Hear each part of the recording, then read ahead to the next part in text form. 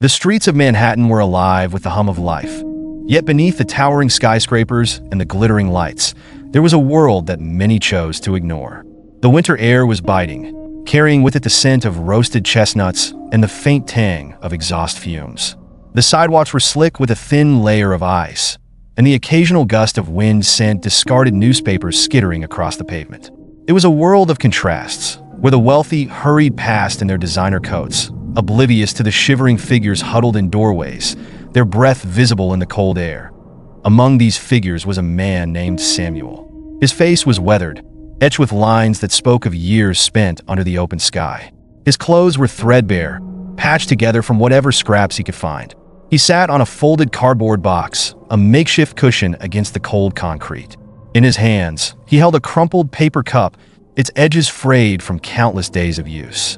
His eyes, however, were sharp, scanning the faces of those who passed by, searching for a flicker of recognition, a moment of connection that it was on one such evening.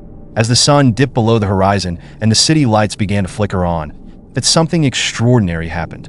A sleek black car pulled up to the curb, its engine purring softly. The door opened, and out stepped a figure that was instantly recognizable: Donald Trump. His signature golden hair caught the light, and his tailored coat spoke of wealth and power. He was a man who commanded attention, a figure larger than life. But what happened next was unexpected. Instead of walking past Samuel, as so many others had done, Trump paused. He looked down at the man, his expression unreadable. For a moment, the world seemed to hold its breath. Then, without a word, Trump reached into his coat pocket and pulled out a small, neatly wrapped package. It was a sandwich, fresh and still warm from the deli. He handed it to Samuel, their eyes meeting for a brief, intense moment. "Here," Trump said, his voice firm but not unkind. "Take it." Samuel hesitated, his hands trembling as he reached for the sandwich. He had been given food before, but never by someone like Trump. There was something in the man's eyes, a glimmer of something that Samuel couldn't quite place. It wasn't pity, nor was it charity. It was something deeper, something that spoke of understanding. As Samuel unwrapped the sandwich, Trump crouched down beside him, his coat brushing against the cold pavement. The people passing by glanced at the scene, some with curiosity, others with disdain. But Trump paid them no mind. His focus was entirely on Samuel. "Tell me," Trump said, his voice low, "what's your story?" Samuel looked up, surprised by the question. No one had ever asked him that before. They had given him spare change, a few words of encouragement, but no one had ever wanted to know his story. He took a bite of the sandwich, the flavors exploding in his mouth. And for a moment, he was transported back to a time when life was simpler, when he had a home, a family, a future. I was a carpenter," Samuel began, his voice shaky. "Had a wife, 2 kids. But then, things fell apart. Lost my job, lost my home. Couldn't keep up with the bills. My wife left, took the kids with her. I couldn't provide for them anymore." Trump listened intently, his expression unreadable. When Samuel finished, there was a long silence. Then Trump spoke, his voice steady and commanding. "You know," he said, "I've been through tough times too. Lost everything once, but I didn't let it break me. I fought back, and you can too." Samuel looked at him, his eyes wide. "But how? I'm just a homeless man. No one will give me a chance." Trump leaned in closer, his eyes locking onto Samuel's. "You're more than that. You're a survivor. And survivors don't give up. They find a way. You have skills, don't you? You were a carpenter. Use that. Start small. Build something. Anything. Just don't give up." Samuel felt a spark ignite within him, a flicker of hope that he hadn't felt in years. He nodded slowly, his mind racing with possibilities. As Trump stood up, he reached into his pocket again and pulled out a business card. He handed it to Samuel, who took it with trembling hands. "Call this number," Trump said. "Tell them I sent you. They'll give you a job. It won't be much at first, but it's a start. And remember, don't give up." With that, Trump turned and walked back to his car, leaving Samuel sitting there, the business card clutched tightly in his hand. The world around him seemed to blur as he stared at the card, the name Trump Organization emblazoned across it in bold letters. Samuel didn't waste any time. The next morning, he called the number on the card. To his surprise, he was greeted warmly and offered a position as a junior carpenter on one of Trump's construction projects. It wasn't much, but it was a start. Samuel threw himself into the work, his hands remembering the skills he had thought long forgotten. He worked tirelessly, driven by a newfound sense of purpose. Months turned into years, and Samuel's life began to change. He moved out of the shelter and into a small apartment. He saved every penny he could, determined to build a better future for himself. And then, one day, he received an unexpected promotion. He was put in charge of a major renovation project, a testament to his hard work and dedication. But Samuel's success wasn't just measured in material terms. He had become a beacon of hope for others who had fallen on hard times. He would often visit the streets where he had once lived, offering food, advice, and encouragement to those who were still struggling. He would tell them his story of how a simple act of kindness had changed his life and how they too could rise above their circumstances. That as for Trump, he never forgot the man he had met on that cold winter night. He would often think of Samuel, of the spark he had seen in his eyes, and how that spark had grown into a flame. It was a reminder to him that even the smallest act of kindness could have a profound impact, that sometimes all it took was a moment of connection to change a life. The story of Samuel and Trump became a legend in the streets of Manhattan, a tale of hope and redemption that was passed down from one generation to the next. It was a reminder that no matter how far one had fallen, there was always a chance to rise again. And it all started with a simple act of kindness, a sandwich, a conversation, and a belief in the power of the human spirit. As the years went by, Samuel often thought back to that cold winter night, to the man who had reached out to him when no one else would. He knew that he owed his life to that moment, to the kindness of a stranger who had seen something in him that he had long forgotten. And he vowed to never forget, to always pay it forward, to be the spark of hope for someone else. That in the end, it wasn't just about the sandwich or the job or the success. It was about the power of a single act, the ripple effect of kindness that could change the world, one person at a time. And as Samuel stood on the rooftop of a building he had helped to renovate, looking out over the city that had once been his prison, he knew that he had found his purpose. He was a survivor, a fighter, and a beacon of hope. And he would never give up. Years passed, and Samuel's life continued to flourish. He became a respected figure in the construction industry, known not just for his skill, but for his generosity and willingness to help others. He often spoke publicly about his journey from homelessness to success, always crediting Donald Trump for that pivotal moment on the cold Manhattan street. Samuel's story became a symbol of hope, a testament to the power of second chances. One evening, as Samuel was preparing for a charity gala where he was to be honored for his philanthropic work, he received an unexpected phone call. The voice on the other end was hesitant, almost apologetic. "Mr. Samuel, this is Margaret Harlow. I was Mr. Trump's personal assistant during the time you met him. There's something I think you should know." Samuel's heart skipped a beat. "What is it?" he asked, his voice steady despite the sudden unease creeping into his chest. Margaret took a deep breath. "That day when Mr. Trump gave you the sandwich and the business card, it wasn't a random act of kindness. It was part of a publicity stunt. He was advised to do something humanizing to improve his image. The whole thing was staged." The room seemed to spin around Samuel. He gripped the phone tighter, his knuckles turning white. "What are you saying?" he whispered. "I'm saying that the encounter was planned.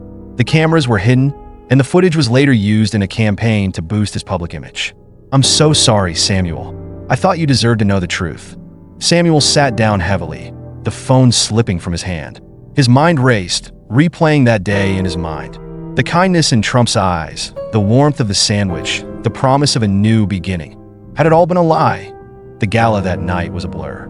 Samuel smiled and shook hands, but his mind was elsewhere. He felt like a fraud, his entire life built on a foundation of deceit. The accolades, the success, the hope he had inspired in others. It all felt hollow now.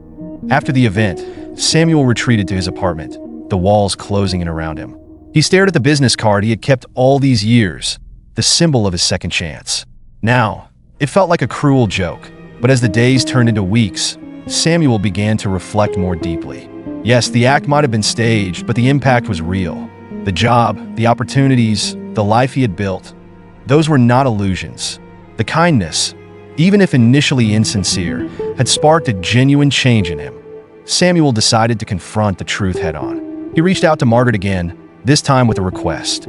"I want to meet him," he said. "I want to talk to Trump." Margaret was hesitant, but eventually arranged a meeting. Samuel found himself in Trump's office, the opulence of the room a stark contrast to the cold streets where they had first met.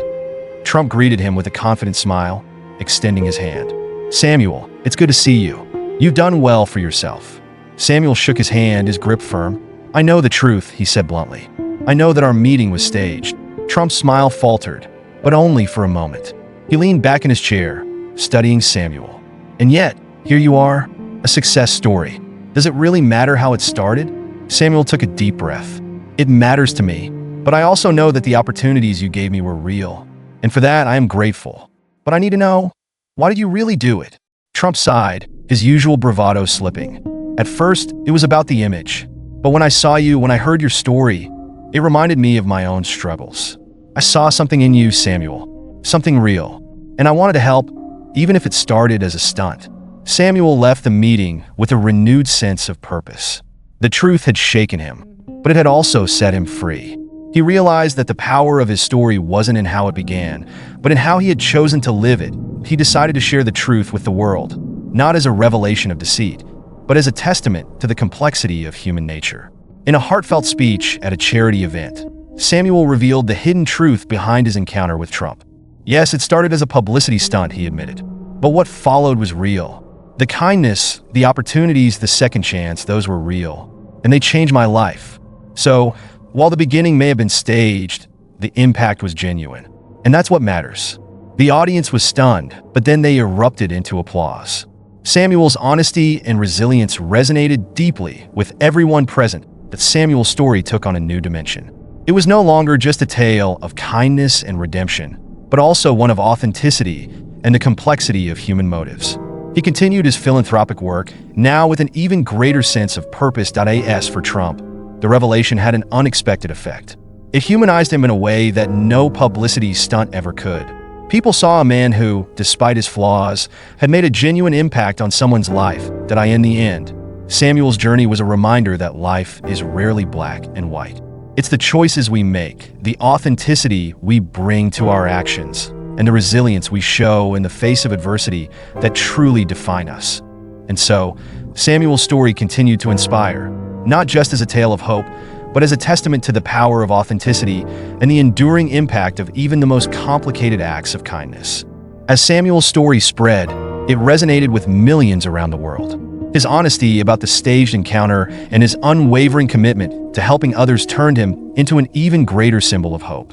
Media outlets praised his courage, and his speeches became even more powerful. One evening, as he stood on the balcony of his home, overlooking the city skyline, his phone rang again. This time, it was an unfamiliar number. "Samuel, this is Bill Gates," the voice said warmly. "I've been following your story, and I admire what you've built. I believe we can do something incredible together." Samuel's heart pounded. He had always dreamed of expanding his charity work on a global scale, and now one of the world's most influential philanthropists was reaching out to him.